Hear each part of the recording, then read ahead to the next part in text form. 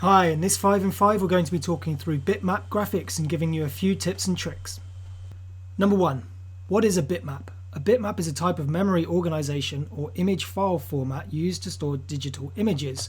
The term bitmap comes from the fact that it's a map of bits. What we are normally relating to in digital print is pixels. So your digital file space will be broken down into a grid of small pixels, and each of these pixels will become a solid color.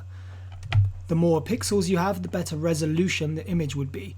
And when you look at the image from far away, it looks like a photo or a picture rather than just the sum of its parts. So we have lots of different pixels, and we can change these pixels and edit them using an image manipulation software. Number 2. Isolating an image before vectorization. Often when we're working with digital graphics, we want to create vectors of the things that we're going to be printing. In this example, we've got a printer that we want to vectorize using Adobe Illustrator, for example. Here we're in Photoshop, and what we want to do is isolate the part that we want to vectorize. In this example, the grays in the background are very similar to parts of the machine, therefore the vectors might blur when we bring this into the vectorization.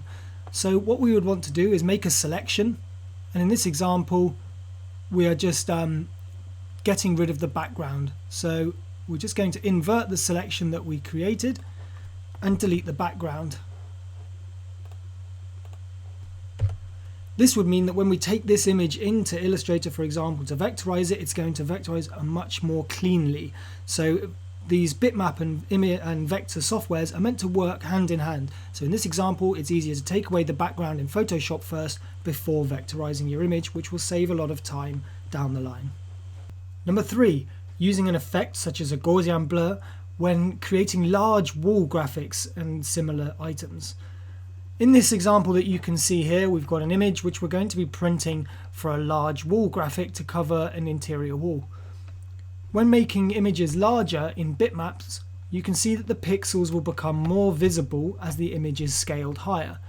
In order to help aid this, you can use something such as one of the filters like a blur, a Gaussian blur, which helps soften the image. This means that the pixelated edges will not look so harsh when we print this. If I use this slider, we can see the effect and how it's softening the pixels. Obviously this works better with some graphics than others, but this is a handy little tip when printing large graphics for walls, as it will make the pixels look a little bit softer. But then with an image such as this, it kind of still retains the quality of the original image. Number 4. Exporting paths from Photoshop to Illustrator to use for a cut line. Normally we would often create our cut line data within our vector-based package such as Illustrator. In this example, we're going to show you how to quickly use Photoshop or a bitmap package to create a cut line. Here we've got a picture of Spider-Man, and what we want to do is create a selection. So I'm just using the magic wand tool, which will select all of the white space around this graphic. If we go down to our Paths tab, we can use that selection to create a path. And as we can see, this uses similar points to vector points to create a line all the way around our graphic.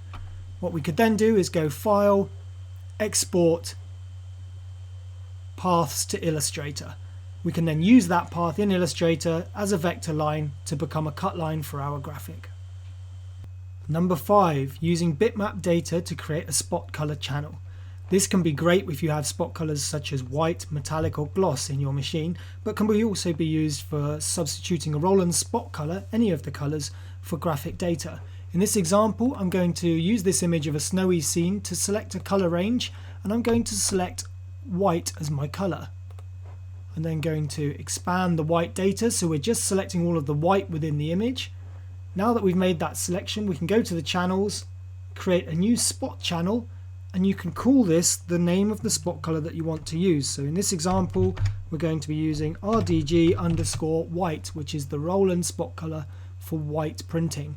It's shown in this example by red data, so we can see what we're going to print. We can then turn off the color channels if we wanted to, and what's shown in black is what would export as white data when we save this as a PDF with spot colors.